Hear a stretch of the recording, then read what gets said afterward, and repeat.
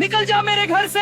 भाई ये मेरा भी घर है, इतनी बारिश में मैं कहाँ जाऊंगी। राजू, जंगल हमें सब कुछ देता है, बस हमें इसे समझना सीखना चाहिए। मैं भी आपकी तरह सब सीख जाऊंगा। एक छोटे से गांव में सीमा और उसका छोटा भाई मोहन रहते थे। दोनों के पास एक दूसरे के अलावा कोई नहीं था। माता पिता के गुजर जाने के बाद सीमा ने ही माँ और बाप दोनों की जिम्मेदारी उठाई। वह खुद भूखी रह जाती, लेकिन मोहन को कभी भूखा नहीं सोने देती थी।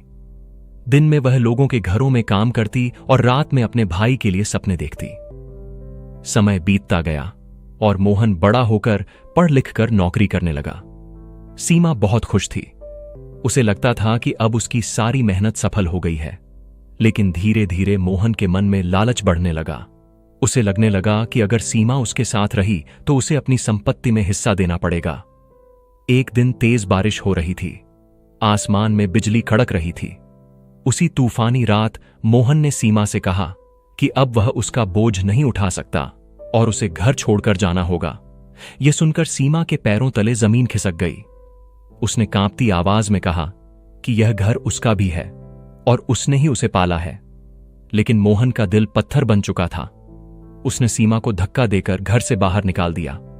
सीमा रोते रोते अंधेरी सड़क पर चलती रही। बारिश लगातार हो रही थी और ठंड से उसका शरीर कांप रहा था।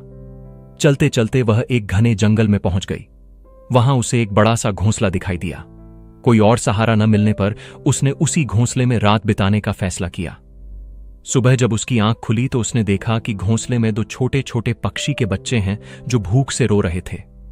सीमा का दिल पिघल गया। वह जंगल से फल लेकर आई और उन्हें खिलाने लगी। धीरे धीरे वह उन पक्षियों की मां बन गई और उसने उनके नाम चिंकी और पिंकी रखे।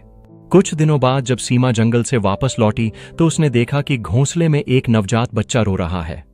वह हैरान रह गई और सोचने लगी कि यह बच्चा यहां कैसे आया। लेकिन उस मासूम को देखकर उसका दिल भर आया और उसने उसे अपनी गोद में उठा लिया। उसने फैसला किया कि वह इस बच्चे को अपनी संतान की तरह पालेगी और उसका नाम राजू रखा। समय बीतता गया और सीमा, चिंकी, पिंकी और राजू एक परिवार बन गए। सीमा लकड़ियां बेचकर उनका पालन पोषण करती और राजू धीरे धीरे बड़ा होने लगा।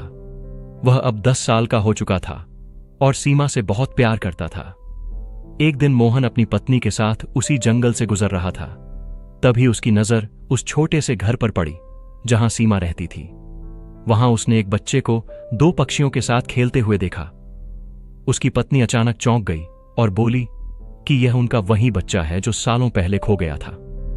वह दौड़कर बच्चे के पास गई, लेकिन बच्चे ने उसे पहचानने से इनकार कर दिया और सीमा की ओर इशारा करते हुए कहा कि वही उसकी मां है।